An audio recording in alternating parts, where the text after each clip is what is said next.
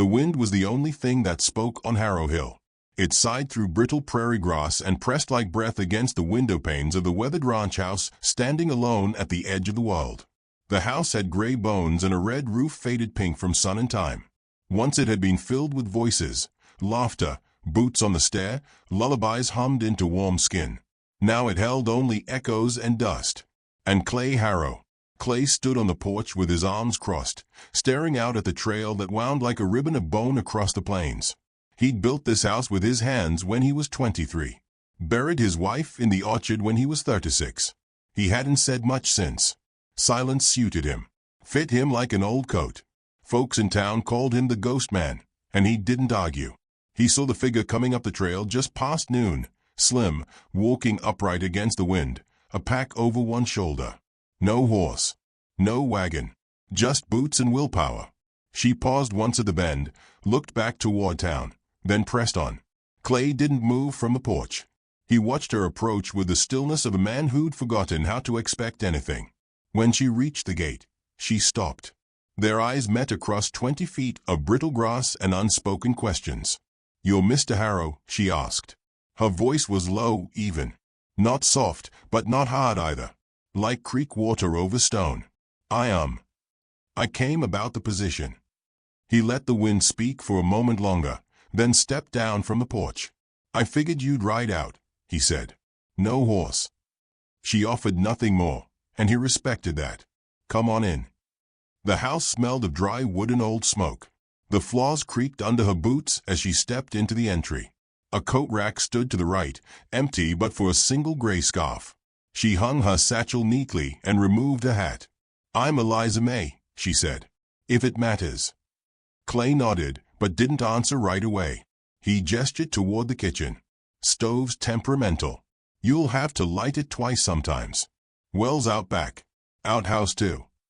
Eliza nodded, stepping into the room as if entering someone else's memory. The kitchen was large but dim. A cast-iron stove hunkered in the corner like an old animal. A bowl of shriveled apples sat untouched on the counter. The silence stretched. "I can work mornings and evenings," she said. "But I don't do laundry."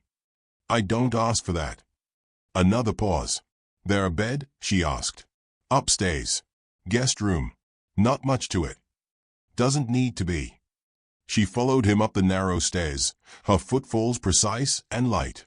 The guest room was small, sun-washed, and clean in the way empty things often are. A narrow bed, a wooden chest, one chair by the window. "You can start tonight," he said. She looked at him then, not quite in the eyes, but close. "I can start now." He gave a slow nod and left her to settle. By supper, the house smelled of garlic and thyme. He'd forgotten what that smelled like. The bread was rough but warm, the stew simple but filling. She didn't sit at the table with him, only watched from the doorway, arms folded across her apron. "You don't eat." "I ate earlier." He nodded and kept eating. After, he stood to take his plate to the basin. She stepped forward to take it from his hands. "I'll do that." He hesitated, then released it. "Good stew." She looked up sharply, as if startled by kindness. "Thank you," she said. In the days that followed, Eliza settled into the house like snowfall, quiet, steady, changing everything without seeming to try. She rose before dawn, baked bread, watered the hens, tidied rooms untouched for years. She sang sometimes under her breath, soft, shapeless tunes that curled through the air like wood smoke. Clay never mentioned them. They rarely spoke. When they did, it was mostly about food, supplies, the weather. Once, she asked about a photograph on the mantel, a young woman holding a child, both smiling as if the sun had lit them from inside. "Your wife?" "Yes." "And the boy?" "My son, Caleb." No more was said. One afternoon, she found a child's drawing in a drawer, a stick figure with a big hat, a smaller one beside it. Underneath, in crooked crayon letters, it said "Me and Pa fixin' the fence." She stared at it for a long time before tucking it back.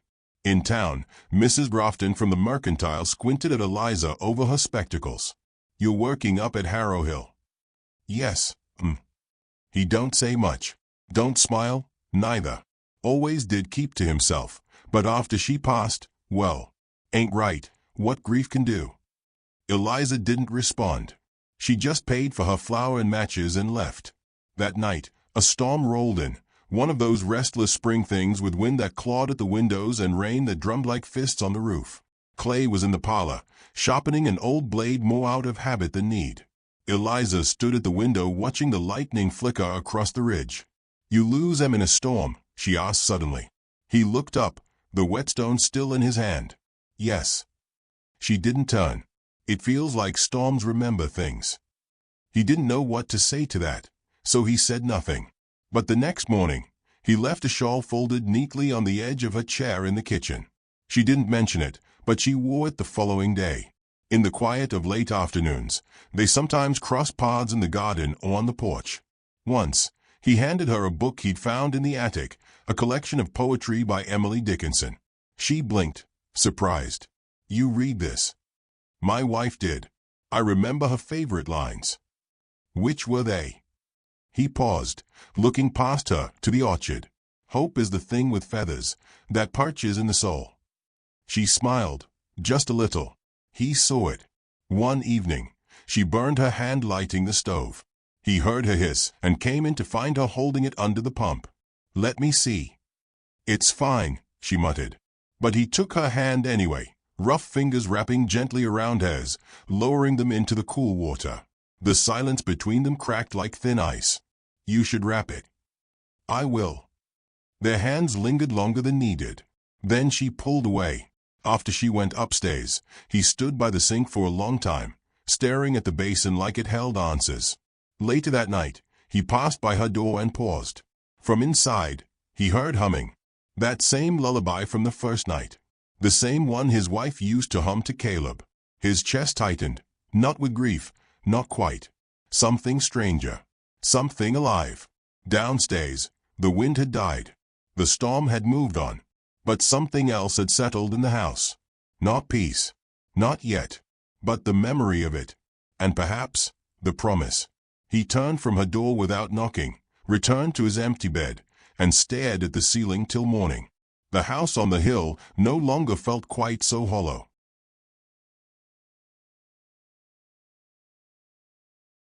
The first snow fell early that year, light as ash, drifting across the prairie like some silent omen. It laced the dead grass in silver and whispered through the bare branches of the orchard. By dawn, the world was hushed in white. Inside the house, the stove groaned and crackled.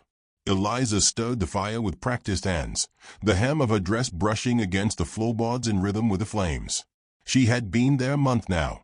Long enough for patterns to form, but not long enough for the air between them to soften entirely. Every morning, she baked bread with her sleeves rolled up to the elbows and her hair tied back in a loose knot. The kitchen, once still as a mausoleum, now smelled of yeast and rosemary. Clay never said he liked it, but he ate every bite. He sat at the table, sipping coffee gone cold, eyes fixed on nothing. His beard had grown longer since her arrival, grayer at the chin. His movements were always slow, deliberate, like a man used to shouldering grief like a second skin. Eliza placed a small loaf of bread beside his plate. "Still warm," she said. He gave a nod, tore a piece, chewed in silence. Across from him, she poured her own cup, then Saturday. She didn't usually sit during meals.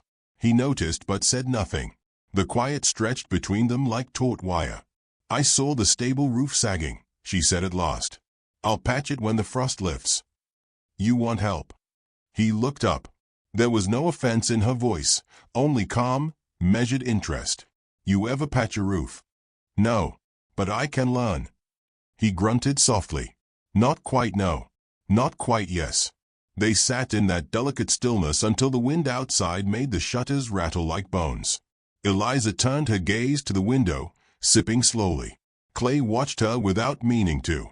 Her eyes always seemed to be watching something he couldn't see, something far away and long gone.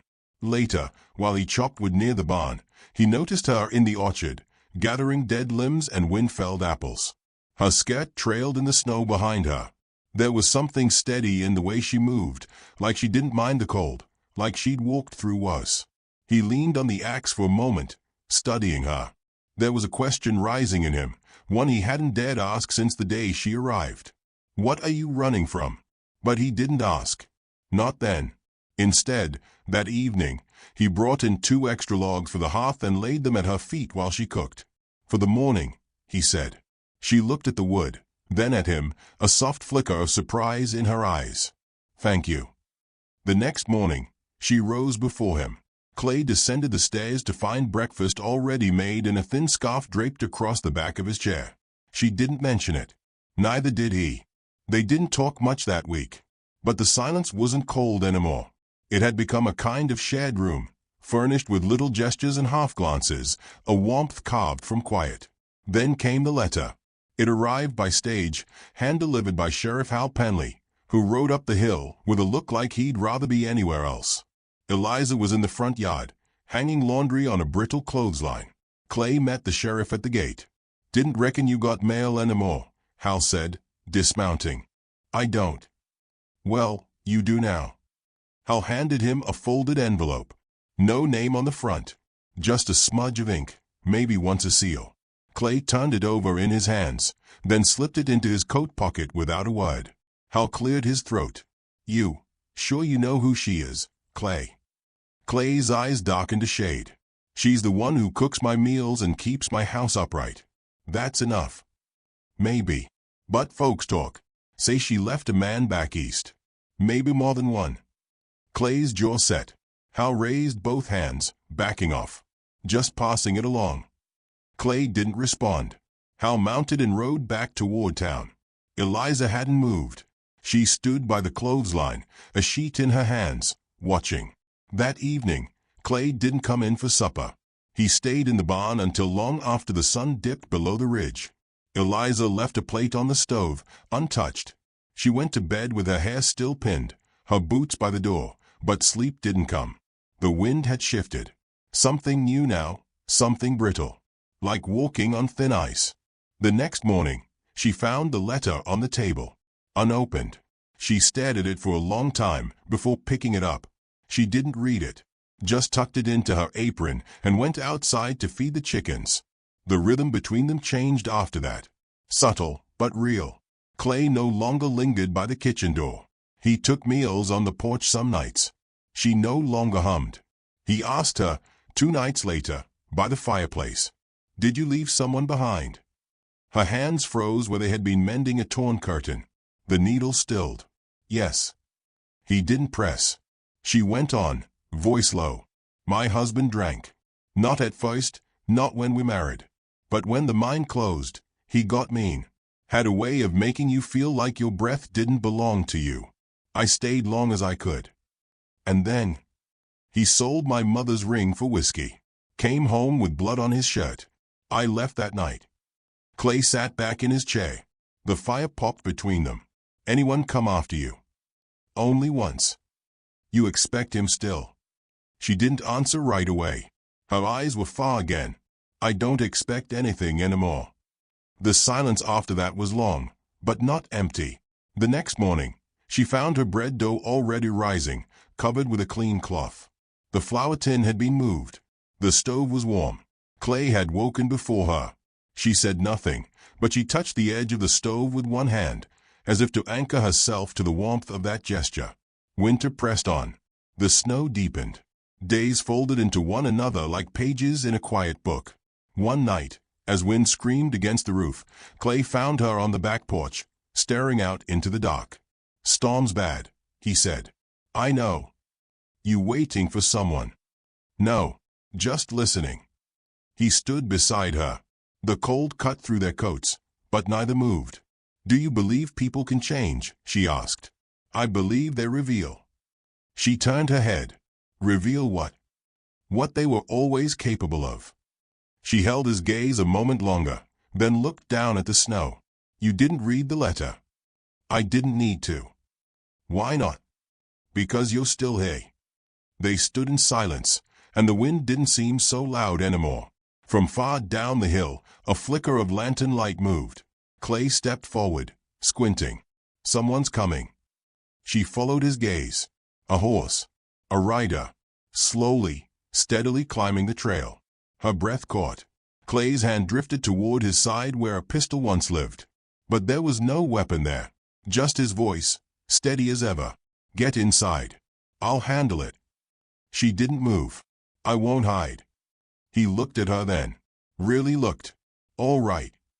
Together, they watched as the figure came closer, the hoofbeats muffled by snow. The light neared, and neither of them stepped back. The rider didn't hurry. Whoever they were, they moved like someone who knew exactly where they were going. No rush, no fear. Just a steady climb beneath a curtain of falling snow. Clay stood still at the edge of the porch, the wind lifting the collar of his coat, his hands loose at his sides but ready if need be. Eliza's breath steamed in the air beside him, thin and sharp, like the whisper of a secret. The horse snorted as it crested the rise, hooves crunching against the frostbitten path. A man sat in the saddle, lean and broad-shouldered, with a black coat stiff from the cold. His hat was low, shadowing most of his face, but his posture held a kind of cruel elegance, like a wolf wearing a gentleman's skin. Clay stepped forward. Evening dot. The rider slowed to a stop just before the gate. He lifted his head and stared straight at Eliza. "I thought I'd find you here," the man said, voice like cracked leather. Eliza stiffened. Clay didn't miss it. She wasn't breathing. The man dismounted, slow and theatrical, brushing snow from his coat. "You gonna invite me in, darling?" Clay placed himself between them. "You got a name?"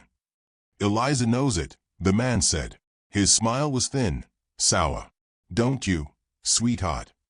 She didn't speak. "I ain't come for trouble," the man went on. "Just what's mine." "She's not yours," Clay said. The man laughed, low and amused, as if Clay had just told a boy's joke. "Well, that depends on who you ask." "I'm the one you're asking now." The man's hand drifted to his coat, just long enough for Clay to notice. A pistol's silhouette, nestled there. A choice waiting to be made. Eliza finally stepped forward, her voice quiet but unshaking. "You have no claim on me, Jonas." "Come now," Jonas said, softening his tone like honey spoiled in the jar. "That ain't what the law says. Papers back in Illinois, still fresh with your name. You signed them." "I signed them before you broke my ribs. Before you pawned my soul for another bottle. You never minded the drink when I brought you flowers after." "She's not going with you," Clay said. Jonas's eyes slid toward him, something venomous crawling up his smirk. "You her keeper now." "No. You her lover." Clay's silence was harder than any answer. Jonas chuckled and spat into the snow. "Well, ain't that quaint?" He took one step forward. Clay didn't flinch. "I came for what's mine." "I don't need your permission," Jonas said, voice tightening at the edges. Eliza moved to Clay's side, her voice low and steady. "If you take me, it won't be peace you find." Jonas tilted his head. "You threatening me, Lizzie?" "I'm warning you." They stood like that, the three of them, with the storm hissing around them and the porch light flickering against the dark. Then, like a thread snapping, Jonas turned and walked back to his horse. He didn't climb into the saddle. Instead, he reached into his coat and pulled out a flask, unscrewed it with the same lazy grace he'd once used to break her spirit. "Not tonight," he said. "Not with the wind bitten and my temper frayed. But I'll be back. You can bet the grave on that." He looked up at Clay. "You best be thinking on what side of the line you want to stand, friend." Clay didn't move. Jonas mounted and rode off without a backward glance, disappearing into the white like smoke into a storm. The porch was silent for a long time. Clay looked at Eliza, her face pale but eyes fierce. "You all right?" She nodded. "I've been colder than this." Inside, the fire had nearly gone out. Clay added a log, his fingers moving slower than usual. Eliza stood by the window, watching the trail disappear under snow. "You ever use a gun?" he asked. "Only once," she said. "Didn't kill him. But I wanted to." Clay nodded, not as judgment, but as understanding. He reached into the cabinet and pulled out a revolver wrapped in oilcloth. Laid it on the table like a silent truth. "I don't want blood on this floor," he said. "Neither do I," she replied. That night, neither of them slept much. Morning broke in silence. The storm had left drifts high against the barn, and the sky held that pale, uneasy calm that only comes after something has passed but before something worse arrives. Clay saddled the mule and rode down to town, not telling her why, only that he'd be back by sundown. She didn't press. There was a new trust now, fragile, but real. In town, Clay found Sheriff Penley drinking coffee at the general store. "I need to file a notice," Clay said. "About what?" "Man named Jonas Mercer. Rode up to my place last night. Threatened the woman under my roof. Wants to drag her back east like she's cargo." Penley leaned back, sighing. "You want me to wire the marshals?" "No. I just want it on record. And I want you to know, if he rides up again, I won't let him leave standing." Penley gave a slow nod. "She worth killin' for?" "No," Clay said. "But she's worth protecting. There's a difference." By the time he rode home, the sun had begun to bleed orange across the sky. He found Eliza in the orchard, mending a fence with twine and care. He dismounted and watched her for a moment. "You always work when you're scared." She smiled faintly. "Work's better than waiting." They shared dinner in silence, but not the kind that weighs heavy. The kind that breathes, that makes room. After, Clay leaned against the hearth, watching the fire throw shadows across her face. "I can send you to Rosewood," he said. "There's a widow there, keeps a boarding house. You'd be safer." She looked at him for a long moment. "I didn't come here for safety." "Why'd you come, then?" "I wanted a place where no one asked me to pretend." Clay's throat tightened. He nodded once. "You found that," he said. She looked into the fire. "You'll have to kill him, won't you?" "Maybe." "Don't do it for me," she said. "Do it because he won't stop." "I know." The room seemed smaller then, filled with a silence neither of them knew how to name. That night, the wind howled again, but it wasn't the storm anymore. It was something circling, waiting. Clay stood by the window long after she'd gone to bed, revolver on the sill, watching the trail where hoofprints would one day appear again. Behind him, the fire whispered. A kettle hissed. A chair creaked in the shadows. He didn't know if he'd make it through what was coming. But for the first time in a long while, he wasn't afraid to try. Outside, the trees swayed gently under the weight of snow. Inside, a man and a woman shared a silence carved from years of sorrow, finally becoming something like home. The sun rose pale and uncertain, as if it too were holding its breath. A hush blanketed the hills, one not of peace, but of pause, like the world itself was leaning in to listen. Clay woke early, long before the rooster called. He sat at the edge of his bed, elbows on knees, rubbing the sleep from his eyes like trying to rub away a dream he couldn't shake. Downstairs, the stove clattered as Eliza fed it kindling. He could smell the bread already, that warm, familiar comfort now woven into his every morning. He stood in the doorway a while, watching her move, quiet, steady, never hurried. There was a calm in her now, like a river that had stopped fighting its banks. "You sleep?" she asked without turning. "Some. I heard the wind again last night." "It wasn't the wind." She looked at him then. Not startled, expectant. He crossed the floor and placed a folded slip of paper on the table. A note from Penley. Jonas Mercer was seen riding through Coyote Ridge, 3 miles east. Heading this way. Eliza stared at it for a long time. His coming. Yes. She touched the paper, fingertips brushing it like it might burn. Then it ends today. Clay reached into the cupboard and pulled out the revolver. He checked the chamber, not because it needed checking, but because it gave his hands something to do. "You don't have to stay," he said. "Saddle the mule, ride north. There's still time." Eliza's eyes found his, steady as an old hymn. "I've been running too long. He doesn't get to chase me anymore." She wiped her hands and sat across from him. "You scared?" "Not for me." "For me." "For us." A silence stretched between them, but it wasn't empty. It was full of things neither of them had learned how to say. Finally, she reached across the table and placed her hand over his. "I ain't much good at talking," she said softly. "But I know what you've done for me. I see it, even if you don't speak it out loud." He looked down at their hands, his calloused and large, hairs weathered but still delicate, like something once fragile that had chosen not to break. "You gave me room to breathe," she whispered. "That's more than most ever did." Clay's voice was rough. "You gave me reason to." Mid-morning came with the first echo of hooves. Distant, deliberate, a rhythm too measured to be chance. They stood on the porch again, side by side. No wind this time. Just stillness, heavy as judgment. Jonas appeared at the rise, just like before. But now his coat flapped open like a warning, and the shotgun slung across his back was no bluff. He rode with his shoulders forward, eager, eyes already hungry for the fear he'd find. He dismounted and walked to the gate, boots crunching ice. "Told you I'd come," he called out. "Ain't no law on this hill gonna stop me."